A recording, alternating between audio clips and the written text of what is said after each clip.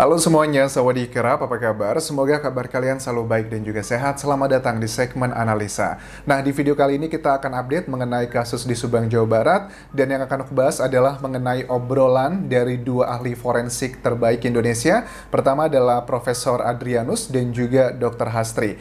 Ini dalam obrolan kurang lebih selama 1 jam di live Instagramnya beliau. Ini dengan judul Kasus Pembunuhan Subang Kok Sulit Banget.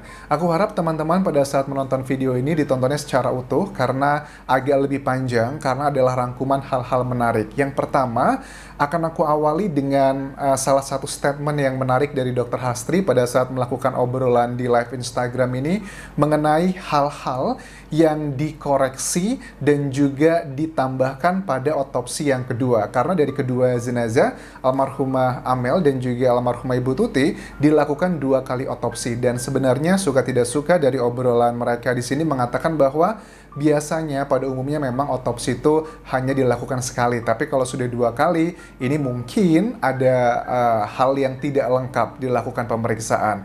Pesan pertama dari Dr. Hastri sebelum kita awali analisa ini yang cukup panjang karena obrolan 1 jam aku saring menjadi sekitar 20 menitan agar teman-teman bisa mendapatkan intisari dan at least kita dapat knowledge baru mengenai kasus ini ya.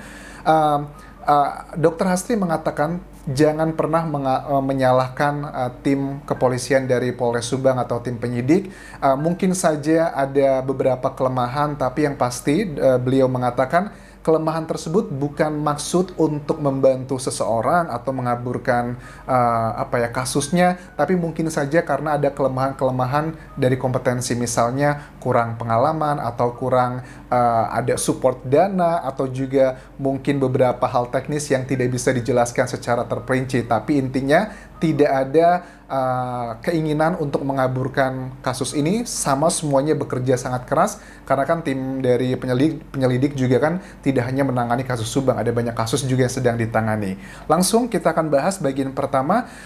Dr. Hastri mengatakan bahwa ada beberapa hal yang dikoreksi dan juga ada beberapa hal yang ditambah. Yang dikoreksi adalah waktu kematian. Oke, kita bahas, kita simak dulu keterangannya. Yang perlu bisa menambah pengetahuan bagi teman-teman adalah apakah antara otopsi yang pertama dan kedua, di mana dokter otopsi yang kedua itu berada pada tahap menambah keterangan atau juga ada mengkoreksi dari menambah keterangan atau ada yang dikoreksi dari otopsi yang pertama. Ini menurut aku yang sangat fundamental. Kita coba simak. hasil otopsi kematian saya mengkoreksi. Pertama, kalau waktu kematian saya mengkoreksi. Waktu kematian kita ketahui ya dari hasil rilis sejumlah media massa, salah satunya Kompas TV, dinyatakan bahwa kematian pertama almarhumah Ibu Tuti itu jam 23:30 waktu Indonesia Barat di tanggal 17 Agustus. Sementara Amel itu meninggalnya 4-5 jam setelahnya, yakni adalah sekitar jam setengah 4 pagi. Di video sebelumnya aku juga sempat bertanya, menganalisa agak sedikit unik. Kenapa? Karena berdasarkan hasil rilis dari tim kepolisian yang aku dapatkan dari media TV One, ada foto CCTV. Foto CCTV yang kemungkinan besar ada 2 kendaraan, mobil Avanza warna putih dan juga motor NMAX warna biru. Itu kan tercatat hampir jam 11 malam dan lokasinya tuh masih berada di kota Bandung. Kemudian aku cek dengan jarak antara kota Bandung menuju ke Jalan Cagak, karena kan jalannya banyak berliku-liku, at least paling tidak butuh waktu 1 jam perjalanan walaupun ngebut karena jalanan yang berliku-liku. Nah, dengan waktu tersebut hampir jam 11 malam dengan kematian pertama jam 23.30, jaraknya hanya sekitar 30-40 menit. Ini adalah bagian yang menurut aku menarik. Apakah benar waktu kematiannya jam 23.30? Ternyata dari Dr. Hastri mengatakan di sini salah satu bagian yang dikoreksi adalah waktu kematian. Tapi kita nggak tahu nih kematian siapa, Ibu Tutinya ataukah Amelnya, karena secara official kita masih belum mendapatkan rilis hasil otopsi yang kedua. Kita hanya mendapatkan hasil rilis dari otopsi yang pertama. Oke, kedua penambahan. Dan kita harus menghargai Dr. Hastri tidak bisa menyatakan secara gamblang karena memang yang berhak merilis ini adalah dari tim penyidik ya. Dan Dr. Hastri hanya menyampaikan secara gambaran umumnya saja. Pertama adalah ada yang dikoreksi waktu kematian, dan kedua adalah tambahan-tambahan. Apakah tambahan-tambahan itu? Nanti kita akan bahas di bagian-bagian wawancara berikutnya. Itu aja. Dan tebak sama, bro. Oke, kalau cara, mekanisme, dan sebab masih sama. Jadi cara, mekanisme, sebab berarti karena di yang pertama kan sudah dirilis bahwa kematiannya dari kedua almarhumah adalah karena pukulan benda tumpul, kemudian juga hal-hal seperti itulah tidak ada perubahan. Jadi hanya di waktu kematian. Yang which is waktu kematian menurut aku sangat fundamental karena ini bisa berhubungan dengan alibi dan sebagainya, dan ini menurutku menjadi salah satu poin lemah pada saat dilakukan otopsi pertama. Apakah koreksi ini menggambarkan bahwa tim otopsi pertama sengaja melakukan kesalahan atau karena keterbatasan pengalaman? Dari obrolan ini aku tangkap sepertinya adalah memang karena ada keterbatasan pengalaman. Dan di tanggal 17 Agustus tersebut kan hari libur ya, dan juga saat itu mungkin tidak semuanya siap, tim kepolisian di sana tidak semuanya siap, ataupun juga orang-orang kan nggak bisa datang bersama-sama. Ada beberapa kendala teknis yang dihadapi saat itu, PPKM, kemudian juga lagi sibuk ngurusin COVID, kasus yang lainnya. Ini adalah bagian yang berusaha untuk disampaikan agar ada pemakluman. Well, which is fine, asal tujuannya ya seperti yang disebutkan di awal tadi, bukan untuk mengaburkan kejadian sebenarnya begitu, tapi karena ada kendala ya hal-hal teknis tersebut. Bagian pertamanya, bagian kedua yang akan aku coba analisa dari obrolan dari kedua orang yang handal di bidang forensik, ini dari Pusat Forensik UI yang mengadakan acara obrolan ini. Namun tentu dalam hal ini ekspektasi masyarakat tentu menjadi acuan juga bahwa sebetulnya kasusnya itu kelihatannya lebih mencerminkan kasus domestik, artinya lebih mencerminkan situasi konflik dalam keluarga gitu ya. Oke. Profesor Adrianus juga sini mengatakan bahwa kasus ini kan sepertinya kasus yang lebih ke sifatnya adalah domestik, masalah keluarga, hal-hal yang sifatnya adalah ruang lingkup kecil, tidak begitu besar. Tapi kok sampai lebih dari 2 bulan, sudah lebih dari 80 hari, masih belum terungkap apakah yang menjadi kendala karena saksi yang berubah-ubah, ataukah hasil otopsi yang tidak lengkap di pertama, ataukah ada kendala lainnya, ini yang berusaha coba dikomunikasikan.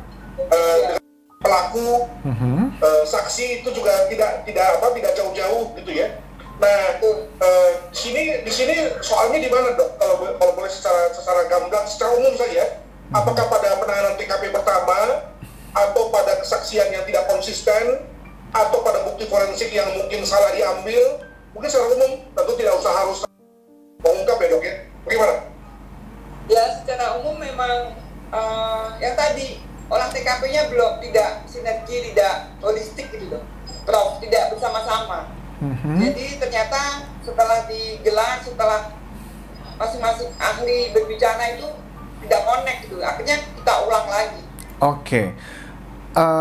Ternyata setelah dikumpulkan berbagai macam temuan dari para ahli, ternyata setelah dijabarkan itu tidak connect, makanya diulang lagi. Makanya juga dilakukan otopsi yang kedua.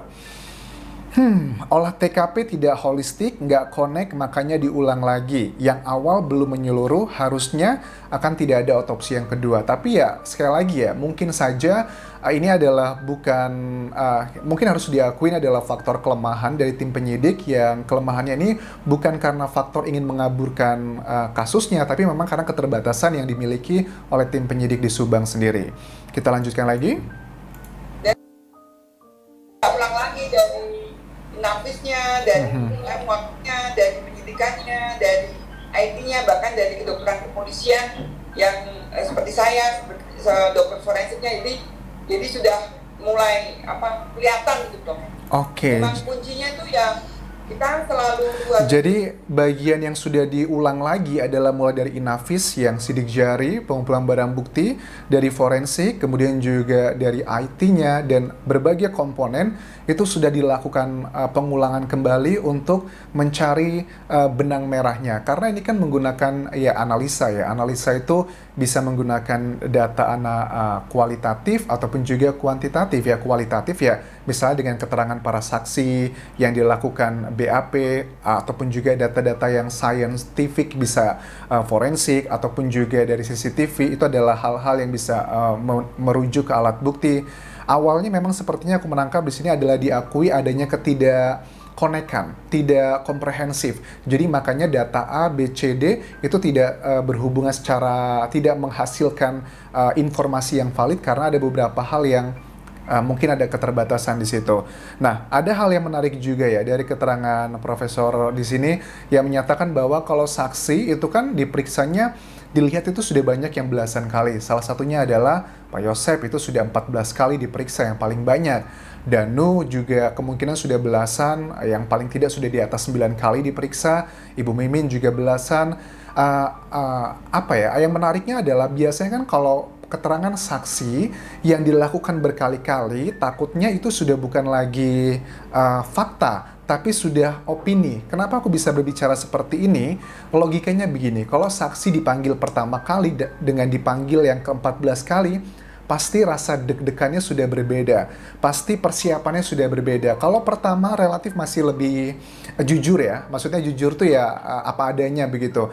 Kalau dipanggil pertama kali karena tidak punya pengalaman jadi ya menyatakan apa-apa saja. Tapi kalau sudah dipanggil ke-14 kali, ke-11 kali, ke-10 kali, pasti saksi tersebut juga ada pengalaman belajar nih dari pemanggilan-pemanggilan yang lalu. Itu takutnya malah membiaskan. Ini bukan lagi menjadi fakta, tapi menjadi opini dari para saksi yang justru ini akan semakin bahaya. Makanya selalu aku bilang di sejumlah analisaku bahwa 48 jam pertama adalah titik krusial dari sebuah kasus pembunuhan. Ini juga aku baca ya referensinya dari sejumlah jurnal tentang kasus pembunuhan ini. Bagaimana harusnya kasus ini bisa bisa membuat saksi tersebut menyampaikan data-data yang lebih valid ya. Aku sih rely-nya lebih baik adalah di 48 jam pertama. Mungkin di saksi yang diperiksa pertama, kedua, dan ketiga begitu. Oke, kemudian kita lanjut ke bagian berikutnya. Aku coba berikutnya sudah aku siapkan. Ini aku buat note adalah mungkin karena habis 17-an, jangan salahkan penyidik Polres Subang. Ini adalah bagian tentang hal tersebut. Oke, ini kita play. Sehari-hari. Artinya adalah bahwa semua pihak jalan sendiri-sendiri, lalu kemudian begitu digabung, lalu kemudian terlihat tidak komprehensif, tidak komprehensif. Apakah kecenderungan seperti itu sering dok dalam konteks penyidikan di kepolisian? Tidak salah sih ya biasanya. Mungkin waktu itu ya karena keadaannya, situasi dan pas musim kemarin itu kan setelah 17 Agustus ya, terus kegiatan lain, terus yang penanganan konflik vaksin. Tapi selama dokter polisi juga, jadi selama kita bisa kok bekerja dengan tim olah TKP, dengan report dan turut bersama-sama seperti itu. Jadi ya jangan menyalahkan teman-teman penyidik Polres Subang karena kan memang tidak semuanya bisa dan pengalamannya. Jangan salahkan teman-teman penyidik Polres Subang karena tidak semuanya bisa dan berpengalaman. Ini konteksnya adalah di tanggal 18 Agustus karena kan itu masih konteksnya PPKM, riuh dengan COVID, kemudian juga banyak petugas mungkin yang belum siap. Ada hal-hal teknis yang justru membuat sesuatu otopsi tersebut tidak berhasil, tidak berjalan dengan maksimal begitu. Terus dan kita memberi pelajaran atau arahan kepada teman-teman pendidik yang baru. Jadi ini pengalaman penting ya ternyata ya. Oke. Kemudian di bagian berikutnya adalah bias ini. Maksudnya bias apa? Karena kalau ya seperti aku bilang tadi ya, kalau saksi diperiksa berkali-kali pasti dia sudah belajar kan ya. Belajar dari pengalaman pemeriksaan sebelumnya. Itu bisa terjadi pembiasan. Kemudian juga sama kalau terjadi otopsi yang kedua. Apakah nanti juga ada terjadi pembiasan dari otopsi yang pertama dan kedua? Kita simak di bagian berikutnya. Oke, kita play. Masih ada bias. Di mana yang bersangkutan sudah mulai bisa mengira-ngira, yang menebak-nebak apa yang akan ditanyakan. Nah, bias seperti itu dong. Oke. Pertama tadi ya aku tekankan ya, kalau ngomongin soal saksi, belajar dari pemeriksaan sebelumnya bisa terjadi pembiasan, opini-opini yang harusnya fakta tapi jadi opini. Bagaimana dengan otopsi? Kalau dilakukan yang pertama sudah, kedua bagaimana? Apakah ini bisa terjadi pembiasan juga? Artinya bukan lagi fakta tapi sudah menjadi opini. Apakah ini mungkin terjadi begitu? Waktu. Oke. saya bisa kita melihat untuk teman penyidik mengambil foto-foto waktu. Oke, biasnya bisa, apalagi untuk menentukan waktu kematian. Padahal waktu kematian ini adalah yang dikoreksi oleh tim dari Dr. Hastri di otopsi yang kedua. Tapi untungnya, apa yang dikatakan untungnya adalah tim penyidik itu juga mengambil foto-foto dari kedua jenazah. Karena untuk mengetahui usia kematian dari jenazah juga salah satunya bisa dilihat dari kondisi fisiknya, foto-fotonya. Kita lanjutkan. Dan kita mencocokkan juga waktu kematian. Karena memang matching tapi berbeda waktu. Seperti itu kan, kalau kita kan harus jelas tuh kematian memang penting sekali kan, karena alibi kan Prof. Dan setelah itu kan cara kematian, bukan kekerasan tajam. Oke, jadi waktu kematian itu adalah memang yang paling penting ya, karena kan itu bisa menjadi pembuka banyak sekali petunjuk-petunjuk untuk menuju ke alibi ataupun juga orang-orang yang diduga kuat menjadi tersangkanya. Dan di awal tadi sudah dikatakan bahwa yang dikoreksi oleh Dr. Hastri yang disebutkan di sini adalah waktu kematian.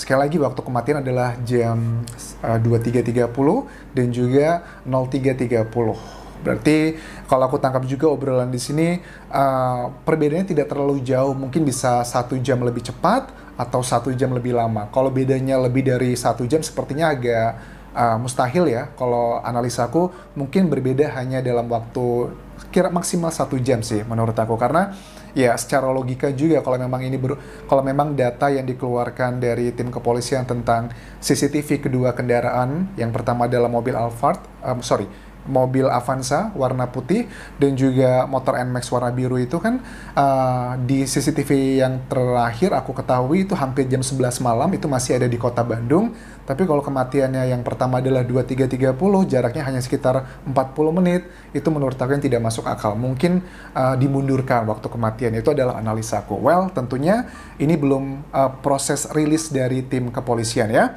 Berikutnya adalah keterangan Dr. Hastri yang mengatakan bahwa saya yakin